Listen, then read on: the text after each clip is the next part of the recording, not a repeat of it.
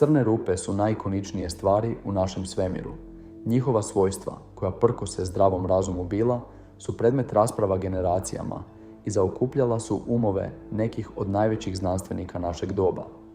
Danas znamo da crne rupe postoje i, kao rezultat, možemo početi postavljati sljedeća velika pitanja. Što leži iza njih? Kako umiru? Ja, ponajviše. Koja je najveća crna rupa u svemiru? Pa, vrlo je vjerojatno da je Ton 618 pri samom vrhu, ako ne i najveća u cijelom svemiru. I dok o njoj ne znamo mnogo, njezin profil je uistinu veličanstven. Ovaj radioglasan i hiperluminozan kvazar nekoć se smatrao samo još jednom zvijezdom, ali sada znamo da fotonski signal ovog čudovišta dolazi i doziva nas iz puno daljeg prostora, preko 10 milijardi svjetlosnih godina u prazninu. Ali je li ovaj svemirski svjetionik doista ono što mislimo da jest? S toliko svojstava koja pomiču granice našeg razumijevanja crnih rupa, Ton 618 možda ima i drugo objašnjenje. No dok ga ne pronađemo, moramo pretpostaviti da je ovo rekordno čudovište najveća i najmasivnija crna rupa u cijelom poznatom svemiru. Ton 618 je kataloška oznaka kvazara koji se nalazi u središtu galaksije otprilike 10,37 milijardi svjetlosnih godina udaljene od Zemlje, u zvježđu lovačkih pasa blizu galaktičkog sjevernog pola.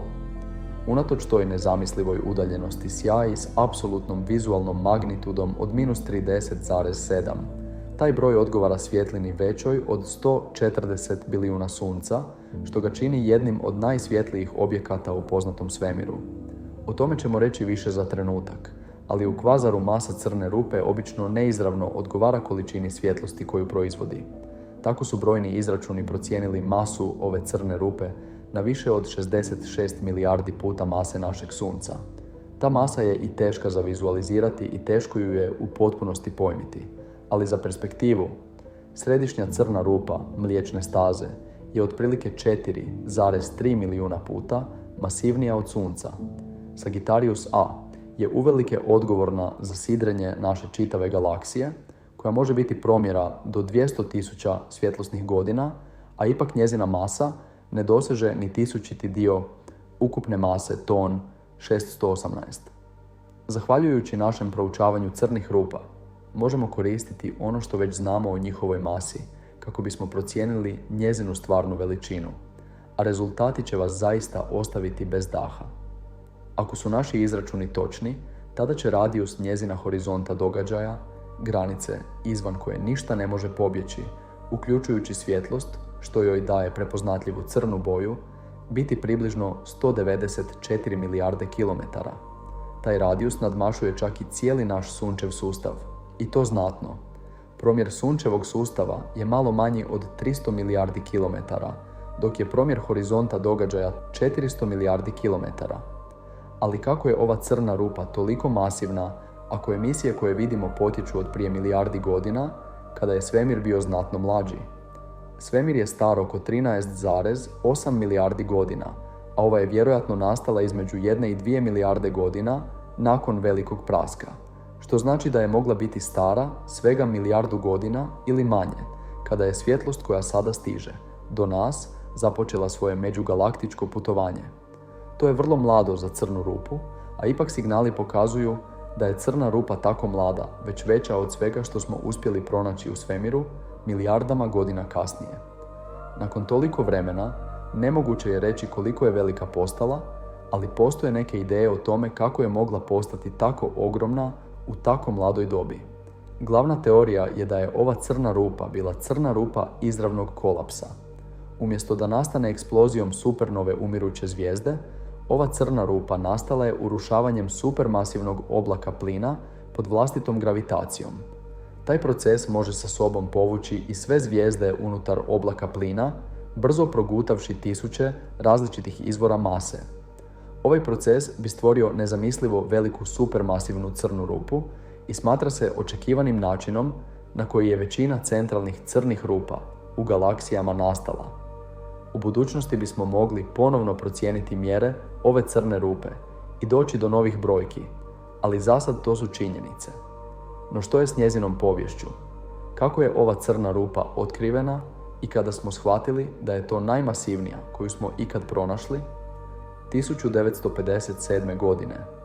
Tada je pogrešno smatran još jednom plavom zvijezdom i uvršten je kao 618. član Tonantzintla kataloga kuglastih skupova zvijezda, čime je dobio svoje ime.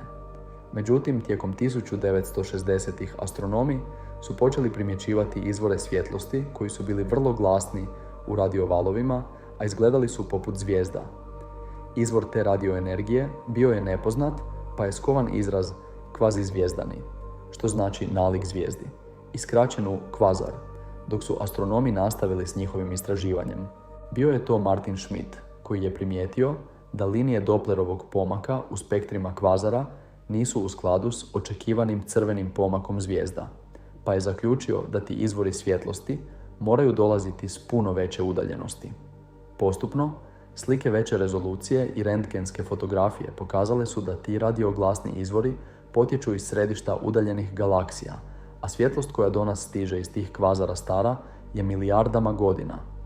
Ali kako crna rupa, znanstveno najmračnija stvar u svemiru, uopće može sjati, i to sjati jače od zvijezda koje su milijuniti dio udaljenosti, proces započinje golemom gravitacijom centralnih galaktičkih crnih rupa. Kada plin i materija orbitiraju oko crne rupe, oni se gibaju nevjerojatnim brzinama, a pritom se oslobađaju svjetlost i energija. Kada crna rupa uništi nešto, to čini procesom koji se trivijalno naziva špagetifikacija. Kako se približavate singularnosti, odnosno središtu crne rupe, gravitacija raste eksponencijalno, tako da i razlika od nekoliko milijuna kilometara može značiti ogromno različite razine privlačne sile na objekt, što ga u osnovi rastrga. Plinovi iz tog uništenog materijala tvore disk oko horizonta događaja crne rupe i mogu ga orbitirati, tvoreći akrecijski disk. Kada ovaj disk orbitira, zagrijava se do nezamislivih temperatura, a trenje koje se stvara oslobađa goleme količine topline. Akrecijski disk također može uzrokovati da crne rupe emitiraju mlazove plazme, poznate kao relativistički mlazovi. Ti mlazovi putuju gotovo brzinom svjetlosti, a zajedno s akrecijskim diskom sjaje toliko snažno da svjetlost koju možemo promatrati zasjeni čitavu okolnu galaksiju. Kada se to dogodi, takve osvjetljene crne rupe nazivamo aktivnim galaktičkim jezgrama. Dovoljno luminozna aktivna galaktička jezgra klasificira se kao kvazar. S našim sve većim razumijevanjem kvazara, potraga za novima se pojačala i uskoro je radio istraživanje u Bolonji 1970 otkrilo snažne radioemisije iz ovog takozvanog zvijezdanog objekta, pa je preklasificiran kao kvazar. Marie Helen Ulrich zatim je prikupila spektralne podatke o tom objektu. Otkrila je spektralne emisijske linije. Linije u spektru koje nastaju kada objekt emitira svjetlost. Analizom crvenog pomaka spektra Ulrich je zaključila da ton 618 mora biti vrlo udaljen, te je tako uvršten među najsvjetlije kvazare ikad otkrivene. Štoviše, emisijske linije otkrivene u spektru bile su vrlo široke, uključujući i u širokom linijskom području kvazara, spektru svjetlosti iz orbitalnog područja izvan akrecijskog diska. To ukazuje da se plinovi koji emitiraju svjetlost oko crne rupe moraju kretati nevjerojatno brzo. Izračunato je zastrašujućih 7000 km svake sekunde. To je znanstvenicima reklo da crna rupa koja stvara taj kvazar mora imati izuzetno snažan gravitacijski utjecaj. Veličina širokog linijskog područja može se izračunati unatrag na temelju sjajnosti kvazara, a s obzirom na veličinu tog područja i njegovu orbitalnu brzinu, bilo je jasno da je ova crna rupa jedna od najvećih ikada otkrivenih.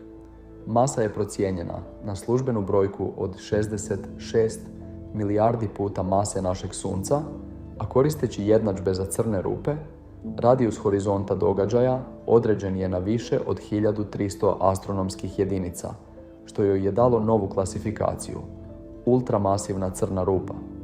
Ali unatoč svim tim zapanjujućim statistikama, važno je zapamtiti da ne možemo vidjeti galaksiju koja okružuje ton 618 i stoga znamo vrlo malo o njoj.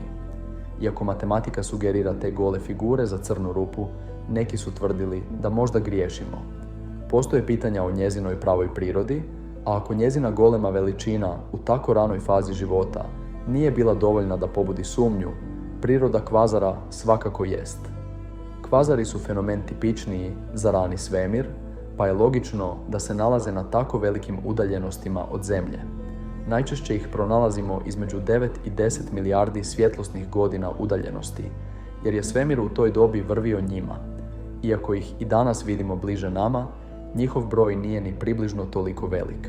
Razlog je taj što su u milijardama godina od nastanka tih kvazara središnje crne rupe imale dovoljno vremena da progutaju mnogo više materije, povećavajući svoje horizonte događaja.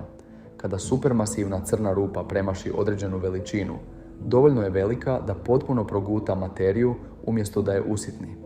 Tada se manje usitnjenog materijala zadržava u akrecijskom disku, pa svjetlost koja se generira više ne nadjačava svjetlinu domaće galaksije. Tu se javlja kontradikcija, zar ne? Ako manje crne rupe imaju povoljnije uvjete za pojavu kvazara, zašto se onda kvazar pojavljuje oko najveće crne rupe u svemiru? Nažalost, trenutno nemamo ni način da to saznamo. Možda je galaksija koja okružuje ton 618 tada bila nezrela i imala dovoljno materije u orbiti da je usitni unatoč veličini. Ili je možda njezin gravitacijski utjecaj jednostavno prevelik, pa se vrtložeći plinovi oko nje kreću prebrzo da ne bi sjali. Ali ovo nije jedini argument protiv toga da je ton doista kvazar. Neki ukazuju na teorijsko ograničenje veličine crnih rupa, koje neki predviđaju na 50 milijardi solarnih masa. Prema toj teoriji, sve što je veće od toga počelo bi gubiti akrecijski disk i ne bi bilo u stanju održavati svoju veličinu i stalan dotok materije. Sve veće ne bi uopće sjalo. Ton 618 možda je najveća crna rupa u poznatom svemiru, ali koji su to drugi divovi s kojima se natječe za tu titulu? Pa, prethodni rekorder bio je neobično nazvan S50014. To je bio još jedan kvazar, čija je masa izračunata metodom unatrag, a mjerenja su sugerirala crnu rupu od oko 40 milijardi solarnih masa. Međutim, neki vjeruju da bi ta brojka mogla biti pretjerana. Kada relativistički mlaz puca u smjeru Zemlje, kvazar izgleda još svjetliji, toliko da čak ima i svoje ime – blazar. Mlaz ove crne rupe slučajno je usmjeren prema Zemlji, pa neki sugeriraju da njezina neobična svjetlina zapravo nije pokazatelj veće mase. Ali kako god bilo, to je i dalje golema crna rupa. Još jedna ogromna crna rupa nalazi se otprilike milijardu svjetlosnih godina od nas i ona je čudovište u središtu najveće poznate galaksije. IC 1101 je superdivovska eliptična galaksija, promjera više od 6 milijuna svjetlosnih godina, a procjenjuje se da sadrži više od 100 bilijuna zvijezda. Ne možemo zaviriti u njezino središte zbog njezine svjetline, a predaleka je da bismo je mogli izravno izmjeriti, ali crna rupa IC 1101 često se smatrala najvećom po defaultu, jer se veličina galaksije obično povezuje s veličinom crne rupe. No zbog varijabli, procjena je vrlo široka, između 40 i 100 milijardi solarnih masa. To je vjerojatno još jedan slučaj koji nikada nećemo moći točno izmjeriti, ali opet znamo da ono što se nalazi unutra vjerojatno nadmašuje cijeli naš sunčev sustav. Crne rupe su zastrašujuće i na zvjezdanoj razini, ali mogu narasti do tolikih veličina da je teško i zamisliti kako nešto može postojati izvan granice njihove singularnosti. Možemo nagađati o veličini i masi ton cijeli dan, ali ne smijemo zaboraviti da je to bila njezina veličina prije 10,5 milijardi godina. Najveća crna rupa ili ne, njezina sadašnja veličina mora biti doista nevjerojatna. Ili ipak nije. Možda je dosegla graničnu veličinu crnih rupa. A što se dogodi s crnom rupom kada više ne može gutati materiju i počne se urušavati? To je teško i pretpostaviti. Uz sva ta pitanja, pomalo je deprimirajuće pomisliti da će ona vjerojatno zauvijek ostati. Samo pitanja. Ali tko zna kakva nas otkrića čekaju u budućnosti? Promatrani svemir se širi i očekuje se da će njegov radijus jednog dana prijeći 60 milijardi svjetlosnih godina. S tim dodatnim dometom, tko zna što bi nas još moglo čekati u sjenama ranog svemira. A ako ste mislili da je to veliko, područje izvan promatranog svemira moglo bi biti milijunima puta veće. Dok je ton možda najveća crna rupa u poznatom svemiru, uzmite trenutak i zamislite što se sve još može skrivati tamo vani, trilijunima svjetlosnih godina u praznini.